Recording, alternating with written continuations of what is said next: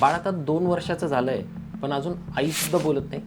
यामुळे किती पालक घाबरतात माहिती आहे का? सुरुवातीला स्पष्ट करतो, डिलेड स्पीच म्हणजे लगेच ऑटिझम असा अर्थ होत नाही.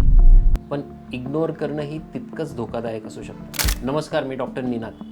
डिलेड स्पीच म्हणजे मुलाच्या स्पीच आणि लँग्वेज माइलस्टोन्समध्ये वयानुसार थोडे उशिरा डेव्हलप होणं. काही मुलं बोलायला उशिरा सुरू करतात, पण त्यांचे अंडरस्टँडिंग आणि इंटरॅक्शन नॉर्मल असू शकतं.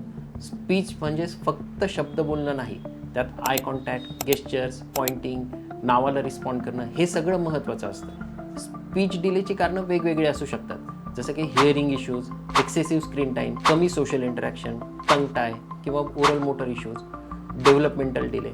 म्हणूनच प्रत्येक स्पीच डिलेचं कारण वेगळं असू शकतं आणि एकच कारण सगळ्यांना लागू होत नाही.